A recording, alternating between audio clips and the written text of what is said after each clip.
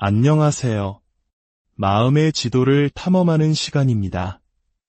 우리 주변을 둘러보면 유독 세상이 자신을 중심으로 돌아간다고 믿는 사람들이 있습니다. 때로는 그들의 자신감이 부럽기도 하지만 때로는 그들의 이기적인 모습에 상처를 받기도 하죠. 우리는 흔히 이런 사람들을 나르시시스트라고 부릅니다. 그런데 과연 이들은 태어날 때부터 그렇게 자기중심적이었을까요?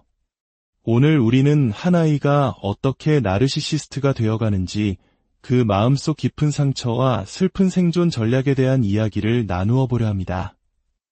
이것은 단순히 유전자의 문제가 아닙니다.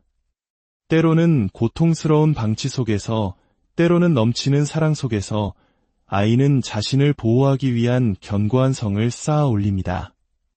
바로 자기애라는 이름의 성입니다. 하지만 그 화려한 성벽 뒤에는 상처받고 깨어진 어린 영혼이 숨어 있을지 모릅니다. 이야기의 핵심은 한 사람이 나르시시스트가 되는 것은 타고난 성격적 결함이 아니라 어린 시절의 깊은 상처에서 비롯된 하나의 생존 전략이라는 것입니다. 사랑이 오직 자신을 최우선으로 둘 때만 주어진다고 배운 아이의 슬픈 독백인 셈이죠. 이제 그 마음의 성벽이 어떻게 지어지는지 그 첫 번째 이유인 정서적 방치의 상처부터 들여다보겠습니다. 아이가 정서적 방치와 유기라는 깊은 상처를 경험할 때 그 상처는 아이의 자아를 형성하는데 지울 수 없는 흔적을 남깁니다. 여기서 말하는 방치란 단순히 물리적인 부재나 학대를 의미하는 것만은 아닙니다. 더 깊고 아픈 것은 바로 정서적 교감의 부재입니다. 아이가 필요로 하는 따뜻한 애정, 안심시켜주는 위로, 그리고 존재 자체를 인정해주는 공감이 지속적으로 결핍될 때 아이는 세상에 홀로 남겨진 듯한 깊은 외로움과 무가치함을 느끼게 됩니다.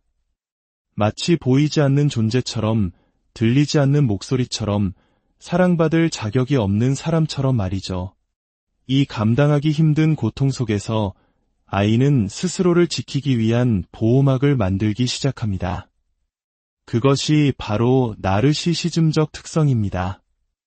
위로를 받기 위해 울음을 터뜨렸지만 돌아오는 것은 차가운 침묵과 무관심뿐인 아이를 상상해 보십시오. 이런 경험이 반복되면 아이는 자신의 연약함을 드러내는 것이 더 큰 실망과 고통을 가져온다는 것을 배우게 됩니다. 그래서 더 이상 손을 내미는 대신 자신의 진짜 감정 주위에 단단한 요새를 쌓기 시작합니다.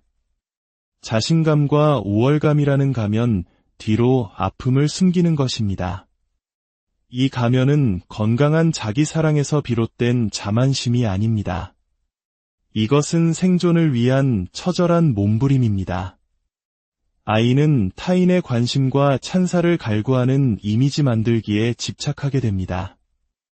그것만이 자신이 가치 있고 중요한 존재라고 느낄 수 있는 유일한 방법이기 때문입니다.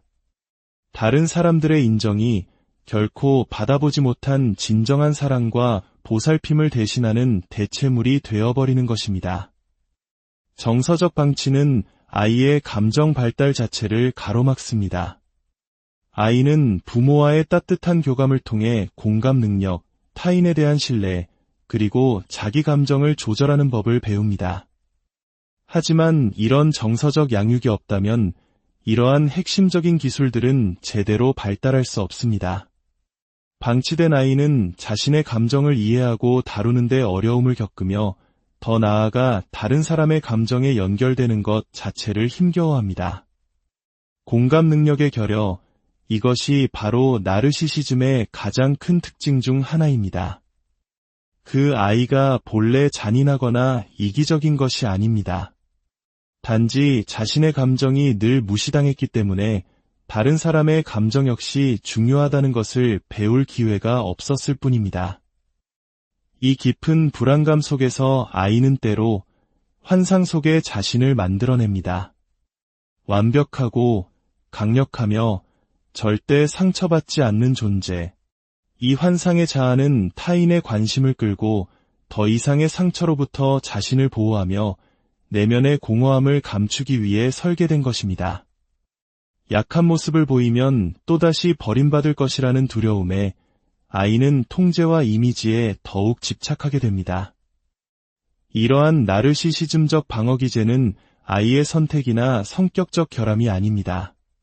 그것은 채워지지 않은 욕구와 깊은 고통에 대한 생존 반응입니다. 우리의 뇌는 생존을 위해 설계되었습니다. 사랑이 주어지지 않을 때 아이는 다른 방식으로 살아남는 법을 찾아내는 것입니다. 이 악순환의 고리를 끊는 것은 단순히 이기적으로 굴지 마, 혹은 다른 사람을 좀 생각해라는 말 한마디로 해결되지 않습니다. 진정한 치유는 나르시시즘이라는 가면 뒤에 숨겨진 고통을 먼저 인정하고 그토록 부족했던 정서적 지지를 제공하는 것에서 시작됩니다. 이제 두 번째 이유, 과잉보호라는 달콤한 독에 대해 이야기해 보겠습니다. 아이에게 필요한 것 이상으로 모든 것을 아낌없이 주는 것, 물질적인 풍요, 무한한 관심, 그리고 아무런 제약 없는 자유. 이것이 과연 진정한 사랑일까요? 건강한 한계나 기대치 설정 없이 아이가 원하는 모든 것을 들어주는 것은 사랑의 표현처럼 보일 수 있습니다. 하지만 이는 종종 아이에게 세상은 나에게 끊임없는 찬사와 특별 대우를 해줄 의무가 있다는 왜곡된 믿음을 심어주게 됩니다. 이러한 특권 의식이야말로 나르시시즘적 행동의 핵심이 될 수 있습니다. 아이들은 본능적으로 사랑과 관심을 갈망합니다. 하지만 그 욕구가 아무런 제지 없이 충족될 때 아이는 자신의 가치가 노력해서 얻는 것이 아니라 그저 받기만 하는 것에 있다고 배우게 됩니다. 자신의 필요와 욕구가 항상 최우선시되어야 하며 다른 사람들은 의심 없이 자신을 위해 존재해야 한다고 믿게 되는 것입니다. 이는 아이가 노력이나 성취, 공감에 기반한 건강한 자존감이 아닌 자신이 우주의 중심이라는 착각 속에서 부풀려진 자아상을 갖게 만드는 위험한 불균형을 철회합니다. 과잉보호의 가장 큰 폐해 중 하나는 아이가 중요한 사회적, 정서적 기술을 배울 기회를 놓친다는 것입니다. 항상 원하는 것을 쉽게 얻기 때문에 어려움이나 결과에 직면할 필요가 없는 아이는 인내심, 좌절을 견디는 힘, 그리고 공감 능력을 배울 수 없습니다. 공감은 타인의 감정을 이해하고 소중히 여기는 능력입니다. 하지만 응석바지로 자란 아이는 이러한 교훈으로부터 차단되기 쉽습니다. 자신의 방식대로 하는 것에 익숙하기에 다른 사람의 필요를 고려하거나 협력할 필요성을 거의 느끼지 못하는 것입니다. 이는 결국 이기심과 타인에 대한 진정한 관심의 결여로 이어지며 이는 나르시시즘적 성격의 전형적인 특징입니다. 과잉보호는 또한 아이의 회복 탄력성, 즉 역경을 이겨내는 힘의 성장을 방해합니다. 인생은 실망과 장애물로 가득 차 있으며 좌절에 대처하는 법을 배우는 것은 건강한 정서 발달에 필수적입니다. 아이의 모든 변덕이 충족될 때 그 아이는 실패나 거절을 다룰 준비가 되어 있지 않습니다. 이는 거대함으로 위장된 깊은 불안감의 아이를 취약하게 만듭니다. 그들은 어떤 비판이나 장애물에 직면했을 때 건강하게 감정을 관리하는 법을 배우지 못했기 때문에 방어적이거나 분노로 반응할 수 있습니다. 부풀려진 자아상은 연약함을 두려워하는 깨지기 쉬운 내면을 보호하는 방패 역할을 할 뿐입니다. 세 번째 이유는 조건부 사랑입니다. 성적이 좋을 때만, 운동을 잘할 때만, 혹은 완벽한 외모를 유지할 때만 사랑과 인정을 받는 아이를 생각해 봅시다. 아이는 곧 자신의 가치를 특정 기대를 충족시키는 것과 연관짓기 시작합니다. 조건부 사랑으로 알려진 이 개념은 아이의 정서 발달에 깊은 영향을 미치며 나르시시즘적 성향의 토대를 마련할 수 있습니다. 아이는 어릴 때부터 성과를 내야만 가치 있고 받아들여진다는 것을 배웁니다. 이는 외부의 인정에 의존하게 만드는 불건강한 내적 압박을 만듭니다. 아이들은 본래 성공이나 실패와 관계없이 자유롭게 주어지는 무조건적인 사랑을 갈망합니다. 그런데 그 무조건적인 사랑이 보류되고 특정 조건을 충족할 때만 칭찬으로 대체될 때 아이는 자신의 타고난 가치를 의심하기 시작합니다. 나는 완벽하고 성공하고 칭찬받아야만 사랑받을 수 있다는 메시지를 내면화하는 것입니다. 이것은 타인의 끊임없는 확신에 크게 의존하는 깨지기 쉬운 자존감을 만듭니다. 아이는 인정을 확보하기 위해 자신의 이미지와 성취를 통제하는 데 집착하게 되고 이 외부의 인정은 정체성의 중요한 부분이 되어버립니다. 이러한 환경은 아이가 성과 중심의 자아를 발달시키도록 이끕니다. 진정한 자신을 포용하는 대신 인정을 받을 수 있는 가면을 쓰고 역할을 연기하는 법을 배웁니다. 시간이 지남에 따라 아이의 정체성은 진짜 나와 인정받는 나 사이에서 분열됩니다. 사랑이 조건부이기 때문에 아이는 비판이나 거절에 극도로 민감해집니다. 어떤 실패나 결점이라도 자신의 존재 가치를 위협하는 것으로 받아들여져 수치심, 불안, 무가치함을 느끼게 됩니다. 네 번째 이유는 잘못된 역할 모델 즉 나르시시스트 부모 밑에서 자라는 환경입니다. 아이들은 스펀지처럼 주변 어른들의 행동과 태도를 흡수합니다. 특히 부모가 나르시시즘적 성향을 보일 때 아이는 이러한 불건강한 패턴을 내면화하고 따라 할 위험에 처하게 됩니다. 나르시시스트 부모는 종종 자녀의 정서적 안녕보다 자신의 필요, 욕망, 이미지를 우선시합니다. 그들은 자녀를 독립된 개인이 아닌 자신의 확장판으로 여기며 완벽함과 찬사를 요구합니다. 이러한 환경에서 자란 아이는 사랑과 인정을 받기 위해서는 부모의 기대를 충족시키고 가족의 이미지를 유지해야 한다는 것을 빨리 배우게 됩니다. 부모가 끊임없이 인정과 관심을 추구하면 아이는 그것이 정상적이고 필요한 행동이라고 믿으며 모방하게 됩니다.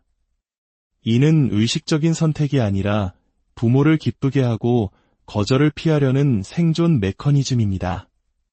시간이 지나면서 아이의 진정한 자아는 억압되고 부모의 나르시시즘적 욕구를 충족시키기 위해 설계된 페르소나로 대체됩니다. 마지막으로 트라우마와 불안정감 역시 나르시시즘의 중요한 뿌리가 될 수 있습니다. 학대, 방치, 상실 또는 만성적인 정서적 스트레스와 같은 트라우마를 경험한 아이는 안전과 안정에 대한 감각이 깊이 흔들립니다. 이에 대한 반응으로 아이는 연약한 내면 세계를 더 이상의 고통과 거절로부터 보호하기 위해 거짓된 자아라는 보호막을 만듭니다. 이 거짓된 자아는 종종 과대함, 특권의식, 그리고 칭찬에 대한 과도한 욕구와 같은 나르시시즘적 행동으로 나타납니다. 트라우마가 남긴 정서적 상처는 깊은 불안감을 만들어내고 아이는 자신이 근본적으로 결함이 있거나 사랑받을 수 없는 존재라고 느끼게 됩니다. 이를 보상하기 위해 그들은 관심과 존경을 요구하는 이상화된 자기 이미지를 구축합니다. 이 외부적인 투사가 내면의 고통을 가려주기를 바라면서 말이죠. 결론적으로 한 아이가 나르시시스트가 되는 과정은 복잡하며 여러 요인이 얽혀 있습니다. 정서적 방치와 결핍의 텅 빈 마음, 과잉보호와 조건부 사랑이라는 황금세장, 나르시시스트 부모라는 왜곡된 거울, 그리고 트라우마라는 깊은 상처까지. 이 모든 것은 아이가 고통스러운 세상에서 살아남기 위해 선택한 슬픈 생존 전략입니다. 나르시시즘은 타고난 악의가 아니라 깨지기 쉬운 내면을 보호하기 위한 갑옷이라는 것을 이해할 때 우리는 비난 대신 연민의 시선으로 그들을 바라볼 수 있게 됩니다. 그리고 그 이해가 바로 치유의 첫걸음입니다. 치유의 길은 자신의 거짓된 자아를 허물고 그 안에 숨어있던 상처받은 내면의 아이를 마주하고 스스로에게 무조건적인 사랑을 주는 법을 배우는 것에서 시작됩니다. 오늘의 이야기가 여러분과 주변 사람들의 마음을 더 깊이 이해하는 데 작은 도움이 되었다면 이 지혜를 주변에 나누어 주십시오. 따뜻한 공감과 이해가 퍼져나갈 때 우리 사회는 더 건강해질 것입니다. 우리 모두의 내면에는 치유받고 사랑받을 자격이 있는 어린 아이가 있습니다. 그 아이의 목소리에 귀 기울여주는 하루가 되기를 바랍니다.